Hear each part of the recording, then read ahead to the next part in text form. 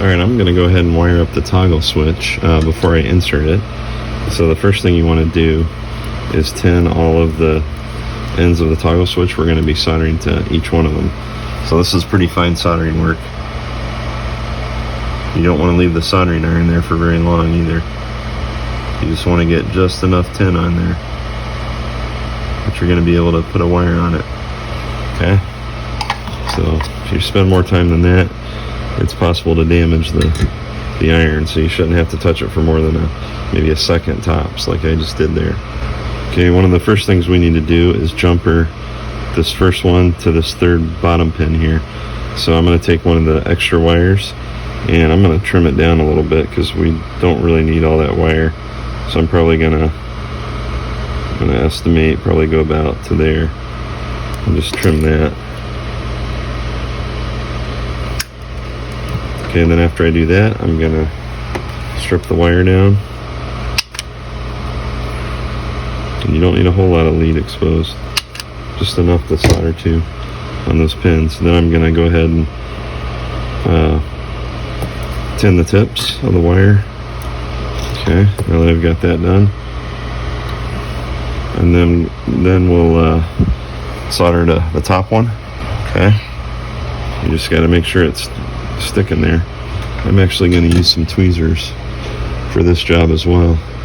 Okay, now I've got my tweezers holding this. Make it a little easier because I don't want to burn my fingers. Looks pretty good. So I've got that one done. That looks like, so one to the bottom third. Okay, now I'm just moving with my helping hand, so I'm moving my wires a little closer. So I'm going to take the limit switch wire, the left side, and I'm gonna solder it to the bottom left on the toggle switch.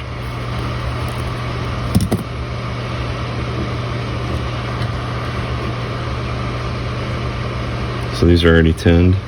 So all I really need to do is come down here and just really lightly touch it. I think I tinned the top of that, so I'm actually gonna tin the bottom of that wire instead because I want a little bit stronger connection there. Actually, that's pretty good. Okay, now the bottom left is done. Now I want to do the right hand side wire, which is going to go on the top, very top right pin here. Okay, just barely touched it there. You know, feel free to reposition things. Luckily I can use both of my left and right hand, so I can switch hands with the soldering iron. Okay, next up we're going to do the battery leads. So the black one is going to go in the middle, and then the red one is going to go in the middle right.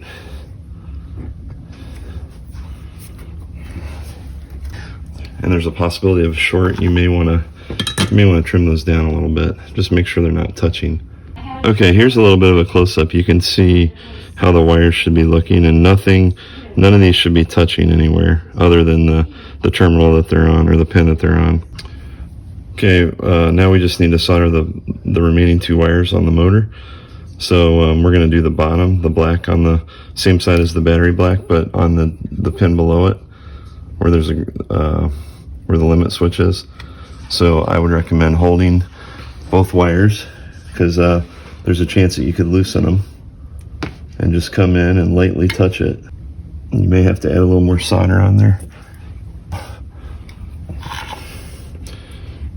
And remember, you don't want to put too much heat on it. So, but you can see kind of what I did there.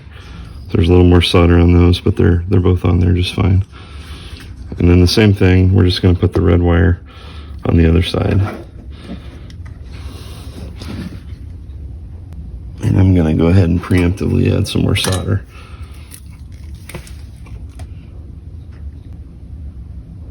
There we go. That looks pretty good. All right, so that should be it for the wiring. Let's do a close-up. Hopefully you can see that okay. Okay, before I go much further, I'm going to go ahead and just put a couple zip ties on this so I can make sure that it's, I've got good clearance and wires aren't getting in the way. All right, I put a small zip tie on there just to kind of keep things from tangling up too much. Now I'm going to try and Okay, I got the batteries in. I took them out because it was easier.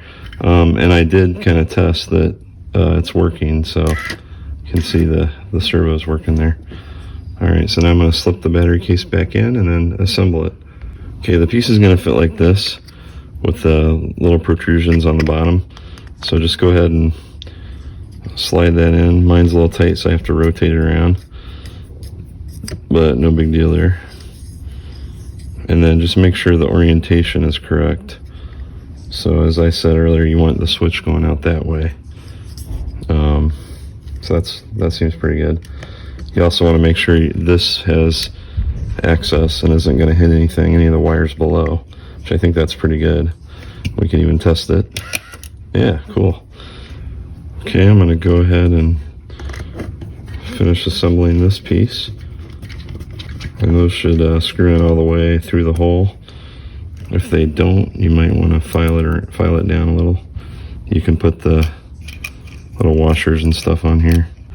Alright, I got the lock washer on, and now I'm just kind of tightening this down, this nut. So like I said, I don't think it's going to go anywhere, but you know, kind of looks a little nicer, I guess, if you have it on there. Yeah, that's so cool. Okay, so the last piece, we're just going to put these screws in the corners. And this is the lid. Okay. Now let's see what happens. Oh, that's pretty cool. Yeah, it's I might have screwed that in a little too tight, but yeah, it works as advertised.